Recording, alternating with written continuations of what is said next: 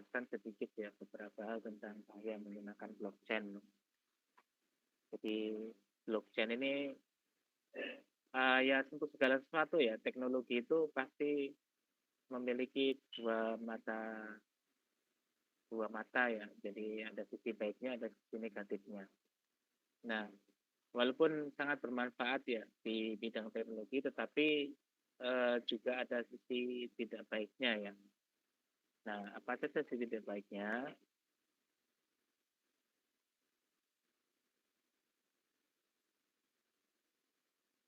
Yang pertama itu adalah kurangnya privasi.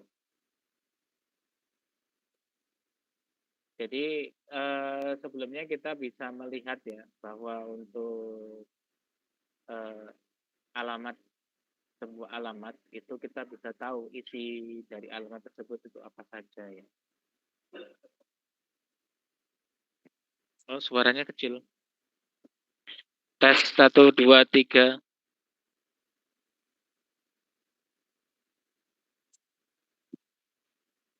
Tes 1 2 3.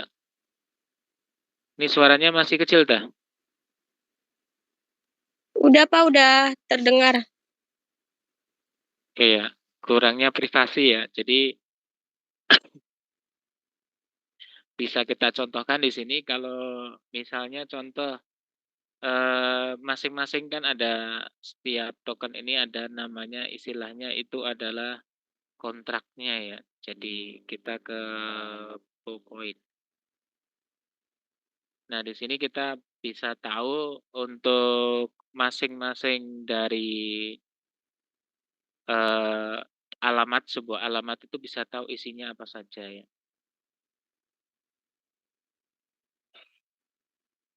Jadi misalnya contoh ini ya, kita bisa sebentar loading ya.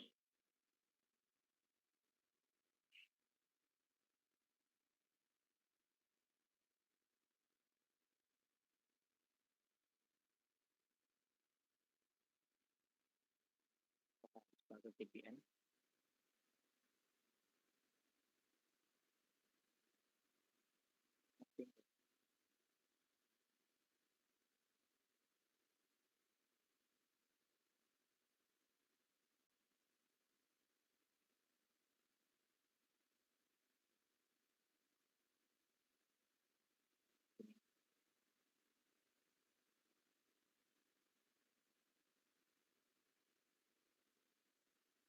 Jadi masing-masing jaringan itu ada, ini saya ambil contoh blockchain-nya itu terkait dengan ini ya, contoh ya. Ini saya akan menyekian alamat wallet saya ya contoh.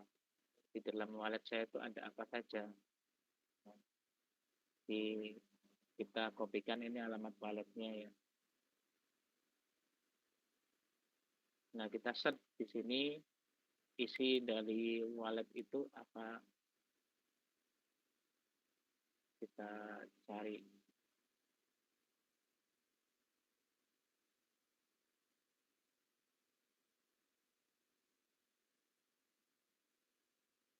Mohon maaf agak lama ya.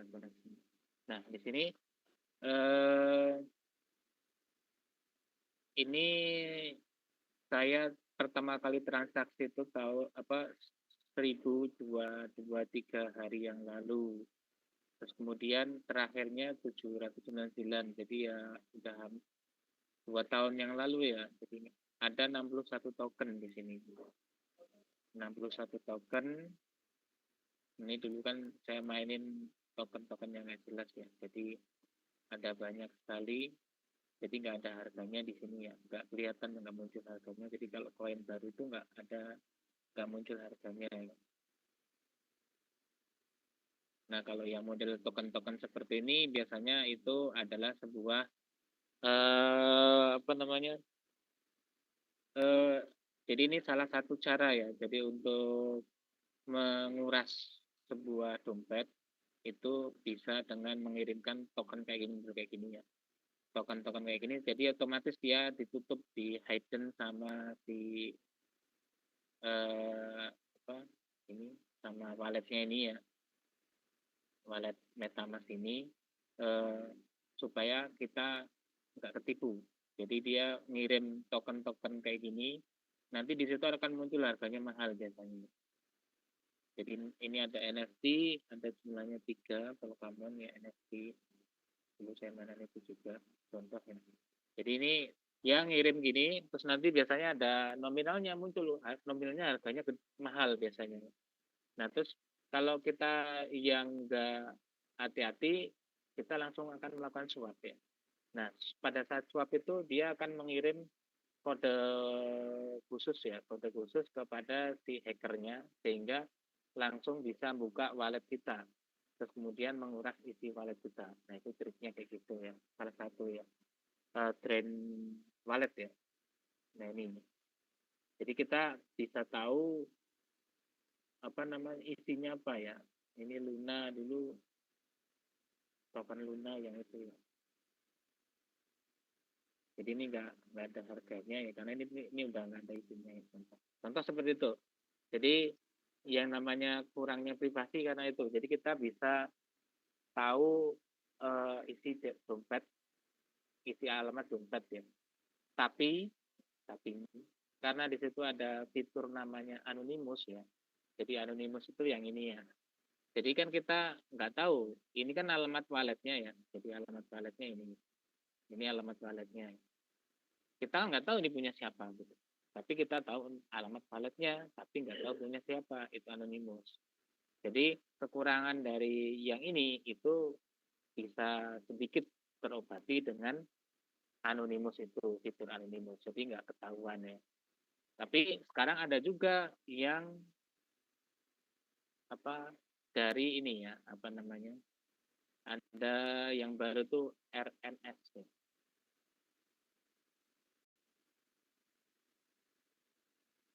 Jadi RNS tuh Ronin Name System ya, name service, Ronin name service. Jadi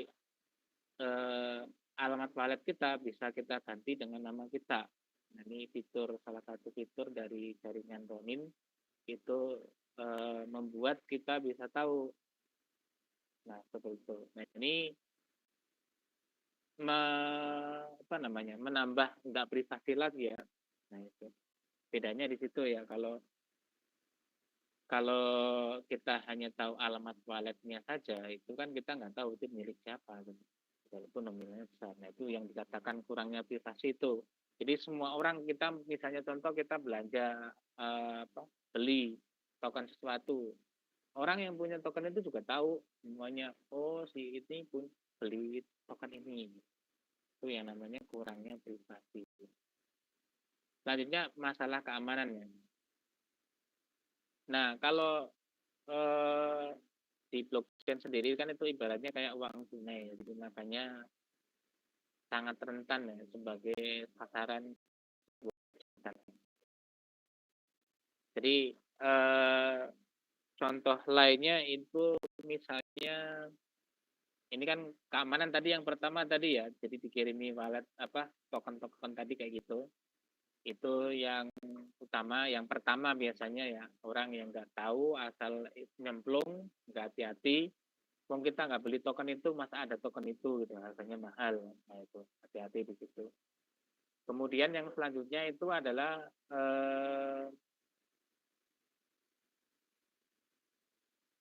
apa namanya? Kita kan tiap membuat sebuah wallet, contoh ini saya contohin ya. Jadi contoh misalnya pada saat kita membuat sebuah ini kan ada contoh ya, saya akunnya contoh ini ada banyak ya. Contoh saya bikin akun baru. Ada di new Ethereum account misalnya contoh ya. Nah ini kalau kita yang nggak tahu ini kan sudah langsung gini bikin. Padahal ini harus kita backup dulu. Jadi untuk apa namanya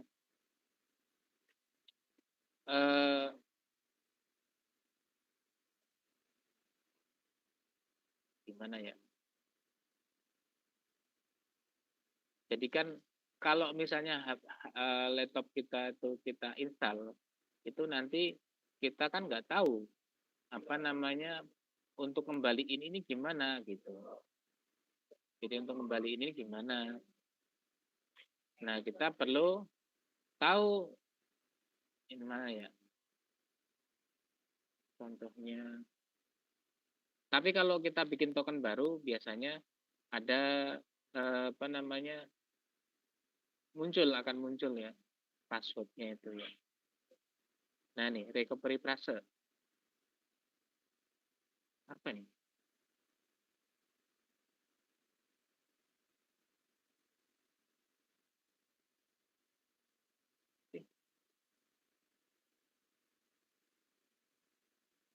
If anyone ever support again ask for your reason.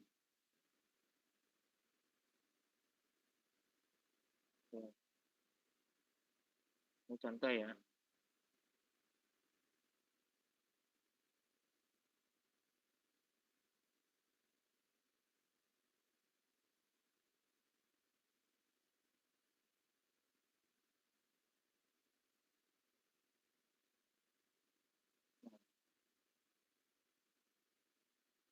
Nah ini adalah passwordnya ya. Jadi untuk membuka wallet ini itu kita harus punya secret recovery phrase di sini. Jadi kita kalau kita mau nambahkan lagi ini kita harus punya ini gitu ya. Nah kalau ini lupa kita nggak bisa membuka lagi dompet kita. Nah yang jadi masalah di situ keamanannya ya. Nah kita nggak bisa minta kayak kalau misalnya kita ke bank ya, kita lupa password. Nah kita ke bank itu minta direset bisa. Tapi kalau ini karena nggak ada perusahaan yang mengelola, jadi karena tidak ada perusahaan yang mengelola, itu kita nggak bisa minta ini. Secret recovery phrase ini nggak bisa.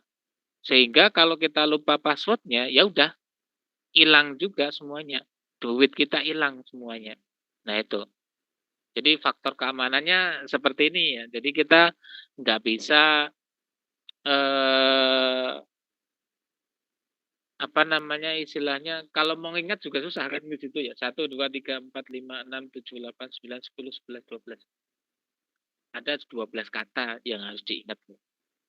Nah gitu jadi ini harus disimpan kalau kalian bikin akun atau bikin wallet ya secret recovery phrase-nya harus disimpan. Itu contoh ya 5 tadi ya ini ya. Oh udah nggak bisa dihapus lagi. Oke contohnya kayak gitu ya. Jadi keamanan di situ. Nah, recovery phrase ini kadang secara tidak sadar itu suka kita berikan ke orang lain secara cuma-cuma itu ya sama aja ngasih kunci dompet kita gitu. Jadi pokoknya siapapun itu kalau dia meminta secret recovery kata tadi ya, itu nggak boleh diberikan siapapun itu nggak boleh. Karena itu sama aja ngasihin dompet kalian. Nah, orang nggak sadar seperti itu. Contoh kan, saya pernah sih ngalami ya, nggak sadar itu ya, karena saking pengennya saya ingin main sebuah game ya.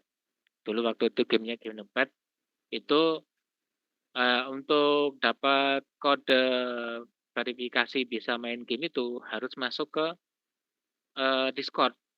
Nah, ternyata masuk ke grup Discord Genopetnya itu ada orang lain yang menempelkan ya. Jadi menempelkan sehingga muncul kayak model verifikasi gitu, suruh masukin recovery password-nya tadi. Nah, saya masukin, wah, saya nggak sadar itu gitu loh. Saya pikir memang syarat untuk masuk ke grupnya tersebut harus masuk seperti itu.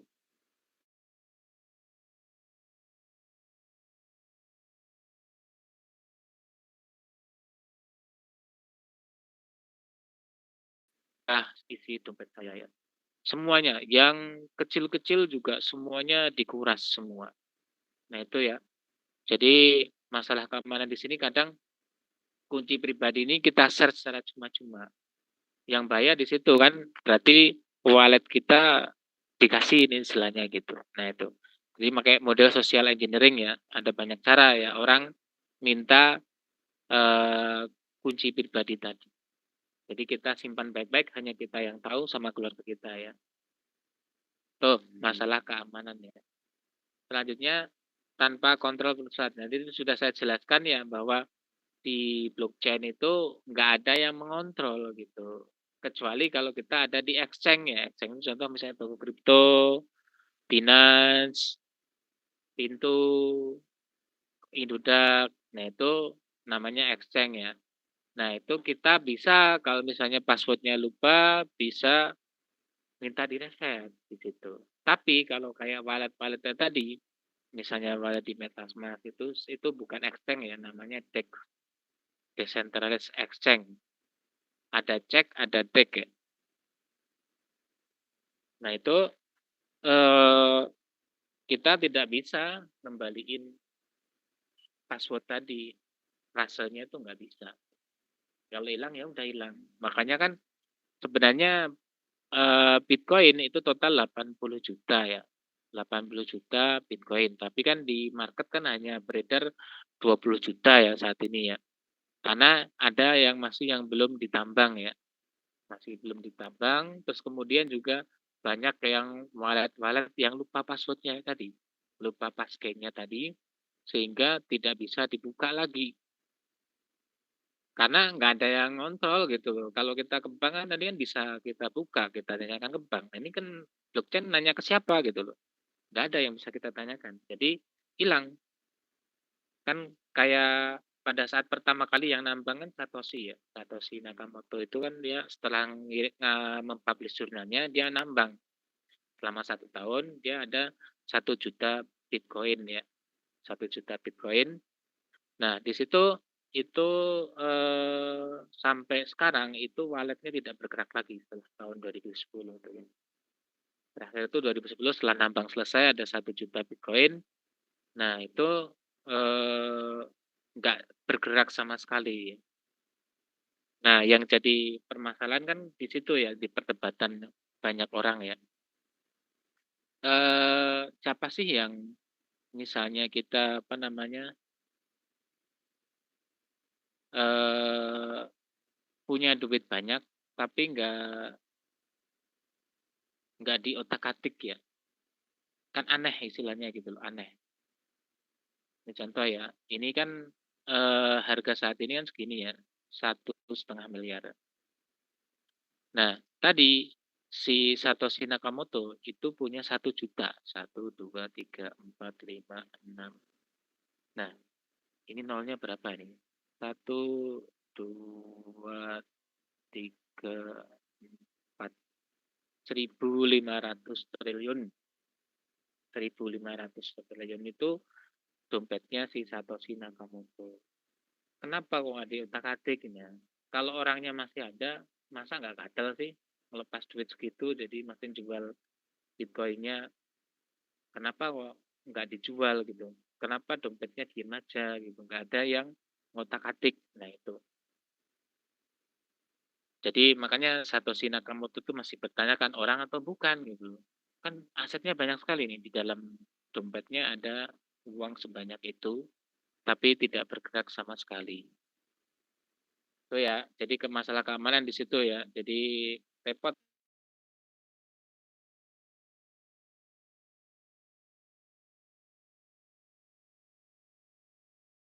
kalau resiko serangan itu 51% ya. Karena di situ isinya duit ya. Di blockchain itu yang paling populer nih ya, yang paling populer itu kan isinya duit, rentan terhadap serangan. Jadi serangan bisa berubah macam-macam. Tadi sudah saya sebutkan, tadi contoh ada 2 serangan ya yang sering kita dilakukan. Jadi eh, walaupun seperti itu, kayak yang saya juga sebelumnya juga pernah cerita ya tentang kasus dari Indodax ya, bobol itu juga. Nah itu kan karena memang isinya adalah uang, jadi makanya berpotensi sangat berpotensi sekali terjadi kejahatan di situ. Jadi resikonya untuk serangan itu besar sekali ya, 51% ya. Jadi Saya udah pernah sekali ya drain wallet tadi ya, pernah sekali. Ya untungnya saya punya wallet banyak gitu. Tapi di situ juga ada sekitar 20 jutaan lah hilang ya. Lumayan ya.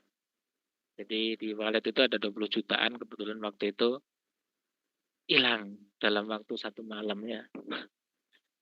Ya udah resiko kan ya, salah saya sendiri. Itu ya, jadi untuk pembelajaran, jadi jangan sampai kalian seperti saya itu gitu loh ya. Mengalami hal tersebut ya. Terus kemudian teknologi baru yang belum terbukti, namanya blockchain Bitcoin itu teknologi yang nggak ada, jadi wujudnya nggak ada, hanya di dalam komputer saja. Kita punya Bitcoin, hanya tulisan angka aja, tapi bentuk fisiknya nggak ada. Terus buktinya apa? Bisa dipakai kayak gimana cara makainya? Nggak ada yang tahu kan gitu. Jadi teknologi yang wujudnya nggak ada gitu loh. Makanya belum bisa dibuktikan. Terus kemudian keuntungannya apa? Nggak ada gitu loh. Makanya kan hanya orang gila aja yang bisa istilahnya dulu kan Satoshi kan pernah ngomong ya dia eh, jadi harga Bitcoin ini bisa 0 rupiah, bisa tak terhingga harganya ya. Tergantung orang mempersepsikan Bitcoin itu seperti apa. Kan itu nggak ada bentuknya, nggak ada wujudnya, nggak ada istilahnya kalau nggak orang nggak nyari yang nggak akan ada nilainya itu. Tapi kok kenapa orang bisa mencari, bisa banyak yang nyari sampai harganya 1,5 triliun, 1,5 miliar, 1,5 miliar satu token ya, bayangin itu ya. Nah ini terus buat transaksi pembayaran juga belum ada, saat ini belum ada. Terus selanjutnya biaya. Jadi ini untuk kan tadi sudah saya bilang ya untuk Bitcoin sendiri itu kan yang beredar baru 20 juta ya. Padahal kan total aslinya adalah 80 juta untuk total keseluruhan. Nah, tapi masih banyak yang belum ditambang di situ. Nah, untuk menambang itu butuh alat ya. Jadi menambang itu butuh alat namanya eh, ASIC, ASIC miner. Ini salah satu ya. Salah satu ini harganya 17 juta nih coba. Ini ASIC miner. Nah, biasanya kalau yang penambang itu seperti ini banyak sekali ya. Ini contoh kan satu rak ini ya ada banyak kayak 1, 2, 3, 4, 5, 6, 7, 8, 9, 10. Jadi satu baris ini isinya 10. Ini bayangin 1, 2, 3, 4, 5, 6, 7, 8, 9, 10. Jadi satu kotak ini isinya 10 kali 10 100. 100, 100, 100, 100. Udah berapa itu? Udah 400 ya. 400 ini kan yang kelihatan aja yang belakang-belakang nggak kelihatan kan ya 400. Nah, harganya asiknya di sini ini ya ada 17 juta, tergantung dari kekuatannya, kecepatannya ya. Ada yang 50 juta, ada yang 17 juta. Nah, tuh. Jadi harganya segitu, tinggal dikaliin tadi ada berapa? Harganya itu ya, harga minernya. Nah, untuk menjalankan alat ini itu butuh listrik yang gede, butuh listrik yang besar ya. Ini baru contoh ya, satu ya. Ada namanya yang satu lagi ini namanya kalau itu pakai alat itu ya, alat untuk nambangnya itu. Nah, yang selanjutnya ada rig ya. Rig miner ini pakai GPU ya, grafik apa? Pakai VGA. Jadi VGA-nya 1, 2, 3, 4, 5, 6. Jadi satu rig itu isinya 6 ya. 6 VGA. Nah, kalau yang bagus yang dipakai buat nambang itu rignya VGA-nya paling enggak itu 25 juta satu. Jadi kalau ini ada 6 itu berarti 150 juta. Satu rig ini ya, satu set rig. Nah, bayangin rignya kalau seperti ini ya. Ini kan mana ya? Nah, berak-rak ya. Nah, ini ada kayak gini. Raknya banyak. 1, 2, 3, 4, 5. Tuh banyak, ada 10. Nah, kalau di Indonesia ada namanya Panda ya. Kalau nggak salah sih. Panda Manor. Eh, ada di ada di apa namanya, di YouTube kalau nggak salah, YouTube ada, dia punya panda ya.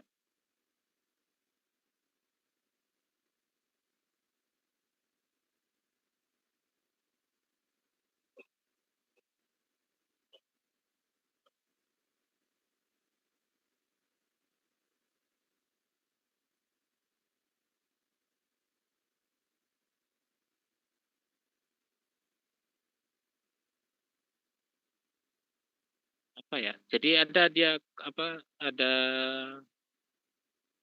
ini red panda manning dah.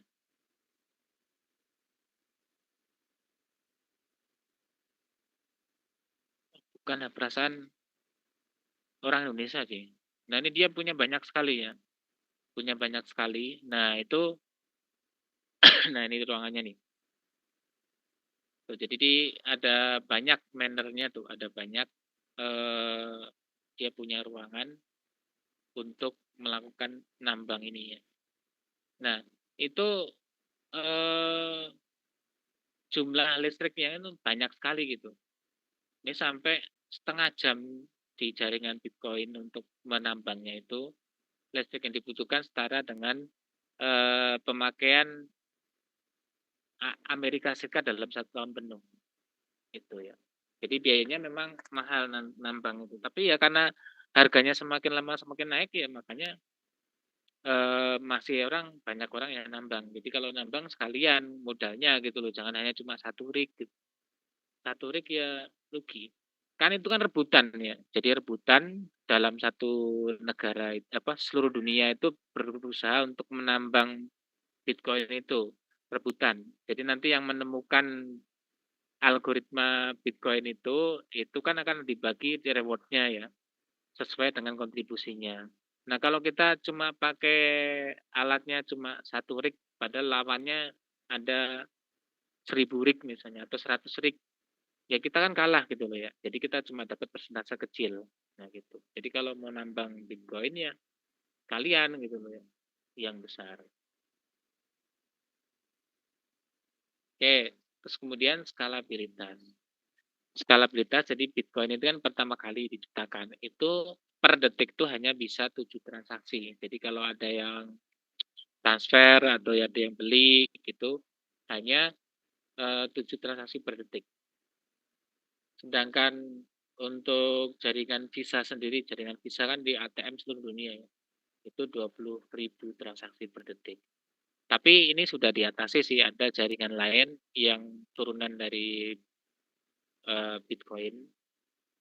Saya lupa jaringan apa ya. Yang kedua kan Ethereum. Ethereum lebih banyak lagi. Kemudian Binance ya, BSC tadi ya. Itu juga lebih cepat lagi.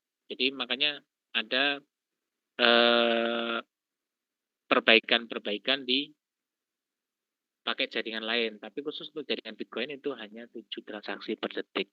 Nah, bayangin kalau seluruh dunia pakai Bitcoin, ya pastinya akan ngantri panjang lama. Di situ ya. Terus kemudian reputasi dan kepercayaan. Masih banyak orang yang nggak percaya dengan Bitcoin ini atau blockchain ini ya.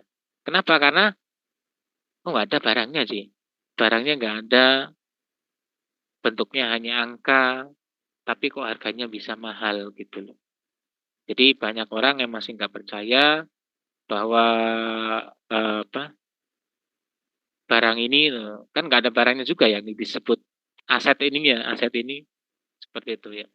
Terus kemudian biasanya Bitcoin juga dipakai untuk transaksi ya, transaksi kayak misalnya contoh, eh, malware ya, ransomware itu biasanya minta tebusannya atau minta kalau pengen balik datanya itu dikirim apa namanya? Diminta tebusannya itu dalam bentuk Bitcoin ya. 1 Bitcoin kalau dulu waktu itu pas WannaCry ya tahun 2018 itu dia minta tebusan 2 Bitcoin ya. Waktu itu masih harganya masih sekitar 300-400 juta ya satunya. Jadi minta tebusannya setengah miliaran lah gitu. Gitu. Waktu itu ya. Nah, sekarang juga perdagangan jadi di deep web. Jadi kan kalau kita apa namanya istilahnya browsing itu namanya surfing itu hanya di permukaan kan ya. Jadi padahal untuk website itu lebih banyak kan di deep web ya. Deep web itu lebih dalam lagi, kita menyelam di dalamnya. Jadi kalau mau menyelam kita pakai Tor browser biasanya kita harus menyembunyikan identitas kita karena di situ isinya hacker semua ya. Kita bisa beli apa saja, mau beli senjata, beli narkoba, beli apa aja bisa.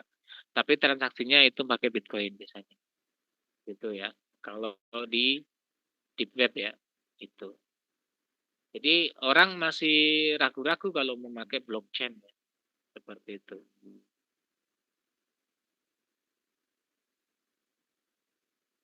Kemudian kurangnya pemahaman tentang teknologi blockchain ya. Nah ini kan blockchain sebenarnya bagus ya, bisa kita pakai untuk misalnya di situ kita pakai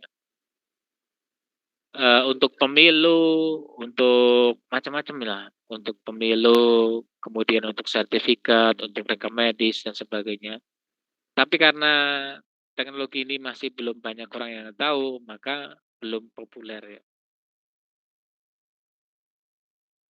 Jadi khawatir dengan teknologi ini, misalnya takut saldonya hilang, apa kayak contoh kasus terakhir kan Bank BRI ya.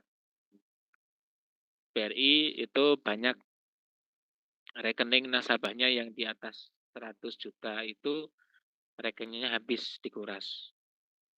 Itu ternyata ada apa namanya pegawai salah satu pegawai ya yang melakukan itu ya karena tahu kan ya jadi melakukan mutasi dan sebagainya.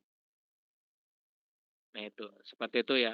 Jadi teknologi blockchain ini masih belum banyak yang tahu. Jadi makanya belum dimanfaatkan dengan sebaik-baiknya ya. Padahal manfaatnya sangat banyak. Yang selanjutnya di sini adalah regulasi. Eh, Terutama di Indonesia sendiri belum ada regulasi yang mengatur tentang Bitcoin ini ya. Blockchain ini belum ada regulasinya. Ya mungkin baru Bapepti ya. Bapepti itu yang mengatur regulasi exchange ya kayak Pintu, Ajaib, Indodax, Toko Kripto. Nah itu dia harus masuk ke Bapepti ya. Tapi untuk undang-undangnya, pajaknya dan sebagainya itu belum ada. Makanya kalau dulu, kalau sekarang sih sudah ada sedikit pajak ya.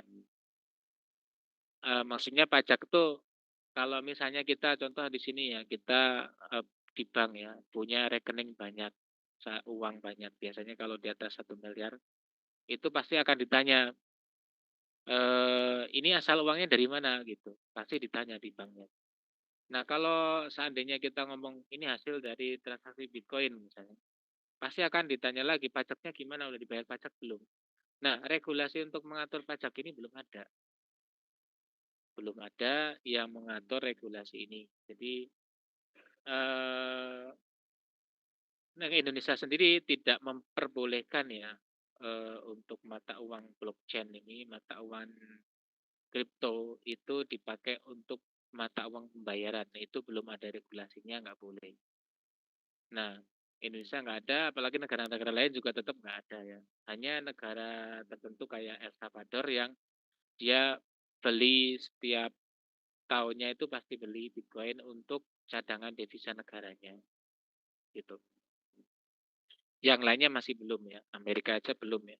Baru mau mencanangkan ya. Ini Trump nanti pas pelantikan akhir Januari ini itu mungkin berpengaruh besar ya. Kemarin Trump menang aja pas pemilu itu langsung naik signifikan ya untuk harga Bitcoin. Nah itu, apalagi kalau ada regulasinya nanti tambah mahal harganya. Terus kemudian hype.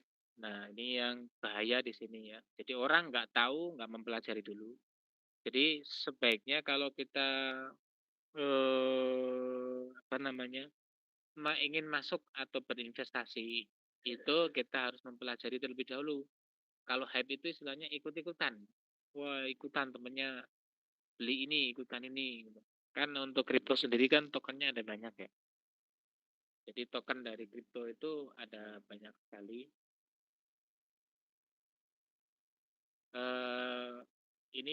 Ini yang terdaftar di sini aja ya. Jadi untuk jumlahnya itu ada 16.000. 16.000 yang ini tempat yang untuk perdagangkan ada 1.200. Terus untuk volumenya ini sampai triliunan ya, 1.700 triliun. Nah, itu banyak sekali. Nah, untuk mendominasi itu transaksi Bitcoin sampai 53%. Nah, ETH 12%, selebihnya altcoin yang lainnya ya. Tuh, ada banyak. Ini yang terdaftar di sini ya. Ada juga yang belum terdaftar di CoinGecko. Jadi lebih dari ini sebenarnya jumlah dari koinnya. Nah, ini regulasi Indonesia belum ada yang mengaturnya ya. Oke. Mungkin itu saja ya yang bisa saya sampaikan ya.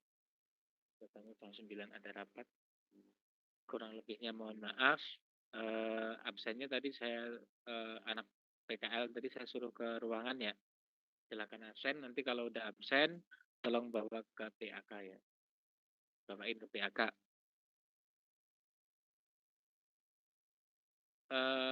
Untuk yang di Zoom udah tahu ya linknya ya, untuk link absensi ya. Oke, ada yang mau ditanyakan nggak? Pasti nggak ada.